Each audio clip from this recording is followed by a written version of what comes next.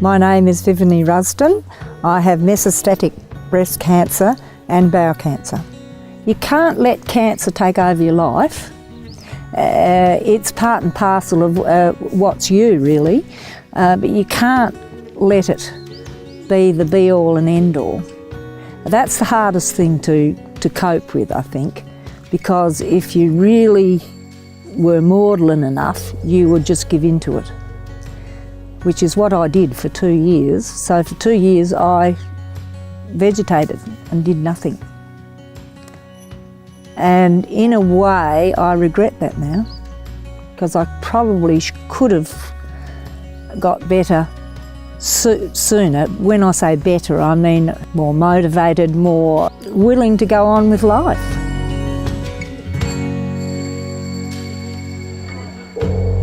I'd recommend to others that they educate themselves, however way they can, booklets, the internet, and you need to look at them before you go and you go for treatment, not afterwards. You need to know what might happen before it happens so that you can cope with it, especially if you've got to do all this travelling in between. But you have to be careful. Don't always believe what you read on the internet. You have to eat a healthy diet. And it's especially not easy where I live because I have to shop for a week at a time. But you need to eat lots of vegetables and fruit.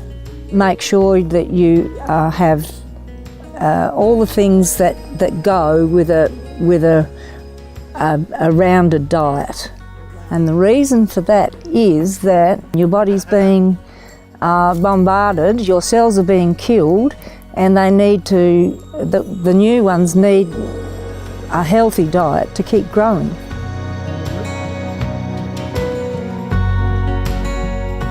I've never had to worry about diet all my life, but suddenly I'm finding that I really haven't eaten all that well, and the dietitian helps you to go through that. And I have other health problems as well, and sometimes they're contrary to the cancer.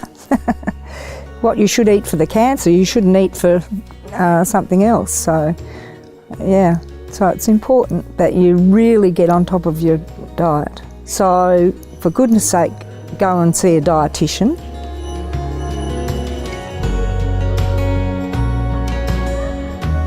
And the other thing is to exercise. Now, I just walk 30 minutes a day. If I don't exercise, it affects my energy level and the fatigue that is part of the cancer. It lifts my mood and makes me less anxious and stops me from getting depression. An exercise physiologist helps by tailoring the exercises to you as an individual. It's really important because otherwise you will end up lying in bed like I did the first time for nearly 2 years. And you get depressed. It might wear you out to walk down, do your 30-minute walk and back, but then for the rest of the day you feel better. So it's important that you don't neglect doing those things.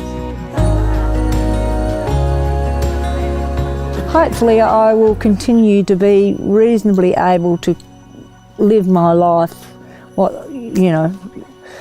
reasonably. But there are going to be changes eventually. What they will be, I don't know. A life with cancer can be worth living. I'm having a lovely time right now watching my granddaughters play netball. If I'd given in to it 2, 3 years ago, I wouldn't be doing that right now.